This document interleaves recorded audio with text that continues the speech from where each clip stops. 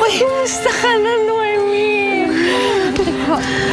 Teka, paano ka nakalaya agad? Nabigyan ho ako ng pardon. Ganun ba? Pero hindi pala ganun kadali mag-umpisa ulit ng bagong buhay, no? Ayaw ho nila ako bigyan ng trabaho. Parang tingin nila sa akin, kriminal pa rin. Ay nako, alam namin yan. Alam namin yan. Alam mo, wala naman tayong pagpipilian eh. Kailangan nating lumaban. Kailangan nating mapatunayan na meron tayong karapatang magbagong buhay.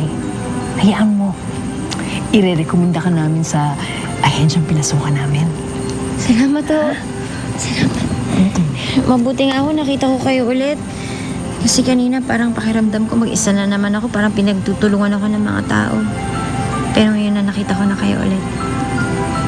May kakampi na ulit ako. Happy na tayo. Ka nga, payakap na ako. Alam mo, mali naman yata yung pagsugod mo dyan sa Santi na yan eh. At sa harapan pa ng kuya mo at asawa niya. Aminado naman ako eh. Mali yung ginawa ko.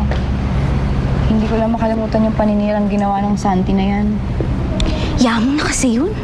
Alam mo, Chona, papakiusapan ko na lang si Ma'am na pabalihin ako ng pera. Ayos din yan, pare. Oh, ayan ha, babayaran ko sa'yo. Salamat. Kukunin ko lahat ito, ha? Mukhang hinahiyang ka sa ginhawa, Ibet ah.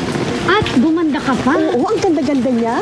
Oo naman. Eh, siyempre, puro imported na makeup ko ngayon. Yung mga nabibili sa mall. Yes! Sabi ko na boses mo yung naririnig ko. Alam mo bang miss na miss kita? Naku, miss! Teka muna nga. Teka, sandali lang. Sandali, Bes. Sobra ka naman. Sobra ka naman makatulak ka.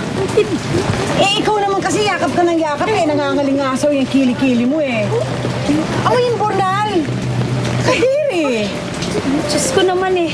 Pero mo, naging industrial lang ang electric pan, nahanginan pati ang utak. Hindi ka naman ganyan dati ah. At saka ikaw, kung makakuha ka ng damit, kaliwaan. Ako nung araw, nung pungutangan mo, pahirapan sa paniningil, di ba? Ano to, buti pa, nung si Sally ang mayaman at nakikiamot ka lang, nandyan pa sa lupa ang mga paa mo. O, eh, di puntahan mo si Sally doon sa correctional. Doon, walang makakapansin sa amoy ng kilikili mo. Naku, wala na sa kulungan si Sally.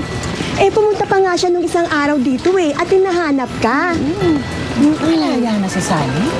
Oo. Huwag mo akong kausapin.